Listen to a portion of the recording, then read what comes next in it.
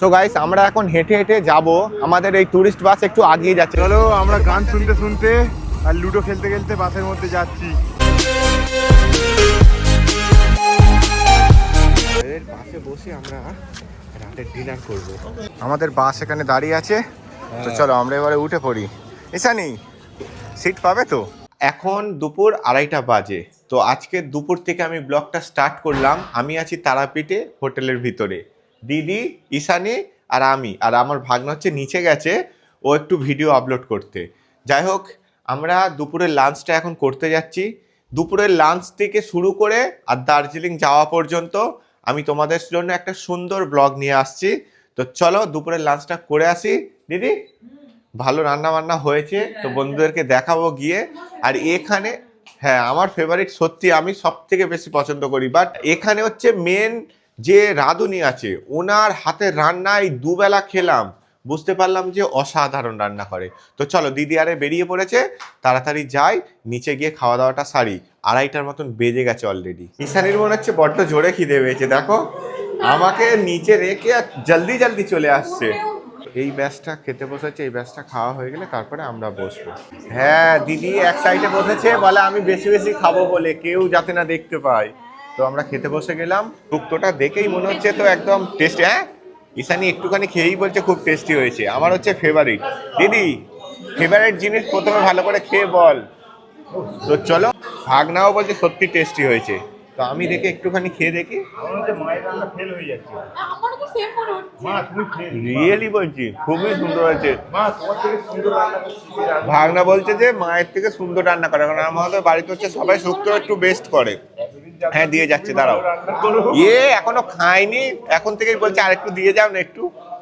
আচ্ছা ঠিক আছে, আমি বলছি এক্ষুনি দিয়ে যাবে। তো চলো তাড়াতাড়ি খেয়ে নিই। শুক্তোর পরে মাংস, আলু ভাজা, ডাল টাল আরো অনেক কিছু আছে, আগে শুক্তোটাতে খেয়ে নিই। তোরা দুপুরের লাঞ্চ কমপ্লিট হয়ে যাওয়ার পরে দেখো সব ব্যাগ নিয়ে গাড়ির দিকে রওনা দিয়েছে। তো গাইস আমরা লাগেজ নিয়ে বেরিয়ে পড়েছি। হ্যাঁ সব নিয়েছি। তো চলো এবার বাসে গিয়ে বসি, সোজা দার্জিলিং এর উদ্দেশ্যে রওনা দেব। আমাদের বাস এখানে দাঁড়িয়ে আছে, তো চলো আমরা এবারে উঠে পড়ি। ঈশানি সিট পাবে তো, নাকি আমাদের রিজার্ভ সিট? তাই তো, এই মালজালগুলো এখন ডিগ্গিতে উঠবে করেছি। ঠিক আছে। এ বাবা, মামা আমার হয়ে 6 ফেলে দিয়েছে। এই 2-6 ফেলে দিয়েছে আমার, 2-6 কুট।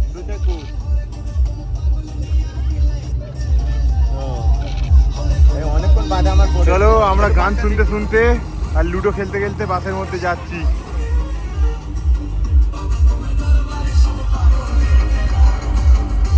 সো গাইস আমরা এখন হেঁটে হেঁটে যাব, আমাদের এই টুরিস্ট বাস একটু আগিয়ে যাচ্ছে। তার কারণ হলো যে বহরমপুর ফারাক্কা হাইওয়ে লিমিটেড, এটা হচ্ছে লিমিটেড আছে, এর মানে বেশি ওয়েট হয়ে গেলে আমাদের এই বাসকে যেতে দেবে না। সেই কারণে আমাদের ওই বাস আগিয়ে গেল, এবার আমরা ওর পিছনে পিছনে হেঁটে হেঁটে যাচ্ছি। বাবু এসো। তো যত ছেলেরা বাসে ছিল সব ছেলেগুলো নেমে গেল, ও পার হয়ে ওইদিকে চলে যাবে, তারপরে আমরা আবার বাসে বসবো। সো গাইস 1 কিলোমিটার হেঁটে চলে আসলাম ফারাক্কা বহরমপুর ব্রিজ পার করে। দেখো সামনেই আমাদের গাড়ি দাঁড় করানো আছে, তো এই গাড়িতে এখন বসে সোজা দার্জিলিং চলে যাব। সো বন্ধুরা এখন বাজে 9:50 মতন। আমরা ফারাক্কা পেরিয়ে এই জায়গায় দাঁড়িয়েছি, এটা হচ্ছে একটা পেট্রোল পাম্প। ঈশানি খুব জোরে খিদে পেয়েছে তাই তো? ঈশানি বলছে খিদে পেয়েছে, তবে এইখানে আজকে খাবার দাবার বানাচ্ছে রাতের ডিনারটা। ডিমের তরকারি আর ভাত, কারণ 2 দিন হয়ে গেল ভালো মন্দ খাইয়েছে, তো এখন রাত্রিবেলা তো বললো অল্প করে একটু ডিমের তরকারি আর ভাত মানে। হ্যাঁ কারণ মাছ মাংস সব কিছু খাচ্ছি, রাত্রিবেলা ডিমের তরকারি আর ভালো খেয়ে তারপরে একদম সোজা দার্জিলিং। প্রথম ব্যাচ এখানে বসে পড়েছে, আমরা ওয়েট করছি। দিদি খুব জোরে খিদে পেয়েছে নাকি? হ্যাঁ আচ্ছা, দিদির কথা হচ্ছে যে বাইরে প্রচুর ঠান্ডা, মানে দাঁড়ানোর কোনো প্লেসই নেই, এতটাই হাওয়া চলছে। যাই হোক প্রথম ব্যাচ বসে গেলে সেকেন্ড ব্যাচে আমরা বসে খেয়ে নেব। তো বন্ধুরা এইটা হচ্ছে স্মৃতি হয়ে থাকবে, হাইওয়ের পাশে বসে আমরা রাতের ডিনার করব। আর সেই ঠান্ডা হাওয়া চলছে, ও গা হাত পা মানে কাঁপ দেওয়ার মতন হয়ে যাচ্ছে। তবে দার্জিলিংয়ের অনেকটাই দূরে আছি। রাতের ডিনারটা করবো কি, রাতের ডিনার হয়েছে এখন জানি না, তবে ডিমের তরকারি, আলু ভাজা আর ভাত দেখলাম হয়ে গেছে। এটা হচ্ছে পেট্রোল পাম্প, তাড়াতাড়ি ডিনারটা সেরে নিই। বন্ধুরা ঝাঁটাঝাট রান্না হলো, ফটাফট খাওয়া হলো, এবার আমরা স্যাট গাড়ির ভিতরে গিয়ে শুয়ে পড়বো। রিয়েলি বলছি এবার টায়ার্ড ফিল হচ্ছে। সো বন্ধুরা এখন সকাল 6টার মতন বাজে, আমরা শিলিগুড়ি পৌঁছে গেছি। আমরা যে জায়গায় আছি খুবই সুন্দর একটা জায়গায়, তো এখানে এখন 2.5 ঘন্টার মতন টাইম লাগবে। সেই কারণে বললো তোমরা ফ্রেশ হয়ে নাও। আচ্ছা, ফ্রেশ হওয়ার জন্য যে কলগুলো আমাদেরকে ব্যবহার করতে বলেছে, কলগুলো তোমাদেরকে দেখাচ্ছি। ওই যে কলটা দেখো, উটের মধ্যে 2টো কল লাগানো আছে। আচ্ছা, এই সাইডে এবার তোমাদেরকে দেখাচ্ছি। তবে এই জায়গাটা কিন্তু খুবই শান্তিপ্রিয় জায়গা, আর আমাদের গাড়িগুলো সব ওই সাইডে দাঁড়িয়ে আছে। এইখানে দেখো গজরাজ মহারাজ হাতির মধ্যে 2টো কল লাগানো। এইখানেও সবাই ফ্রেশ হচ্ছে, হাত মুখ ধুচ্ছে। তো এইখানে হচ্ছে হাতি, ওখানে উট। চারিপাশের পরিবেশটা তোমরা দেখো, একদম শান্তির পরিবেশ, কি সুন্দর লাগছে। তবে এখানে আমরা বেশিক্ষণ টাইম কাটাবো না, 2 থেকে 2.5 ঘন্টা টাইম কাটিয়ে তারপর এখান থেকে বেরিয়ে পড়বো। সো বন্ধুরা, এই দেখো এখানে ওয়েস্ট বেঙ্গলের গাড়ি থেকে শুরু করে বিহার, উত্তরপ্রদেশ সব জায়গার গাড়ি এখানে এসে দাঁড়াচ্ছে। আচ্ছা, আমাদের এই 2টো গাড়ি এখন যাবে গ্যাংটকের উদ্দেশ্যে, এই 2টো গাড়ি। তো চলো, আমরা বসে পড়েছি, টিফিনও আমাদেরকে সিটে দিয়ে দিয়েছে, এবার খেতে খেতে চলে যাব গ্যাংটক। সো বন্ধুরা, আমরা এখন গ্যাংটকের রাস্তায় আছি।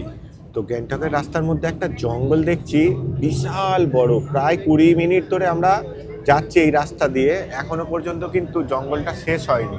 বন্ধুরা, তোমাদেরকে একটা সুন্দর ভিউ দেখাচ্ছি। ঈশানী, তোমরা খালি দেখো কি দারুণ লাগছে। তো এই হচ্ছে গ্যাংটকের রাস্তার ভিউ।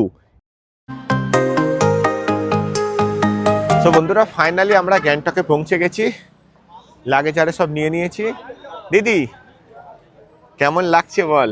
হ্যাঁ বাবু, বাবু একটা দেখো, 1টা 2টো 3টে 4টে। আমার কিন্তু ঠান্ডা লাগেনি, কিন্তু আমি জোর করে পড়তে হয়েছে। এখান থেকে আমাদের এখনো গ্যাংটকের দিকে, এই দিকে আরো 3-4 কিলোমিটার যেতে হবে। যাই হোক, এইটাই হচ্ছে গ্যাংটক। আমাদের আগে হচ্ছে হোটেলটা আছে। তো ব্লগটা আজকের মতন এখানে শেষ করছি, খুব টায়ার্ড লাগছে। এখন বাজে দুপুর 2টোর মতন।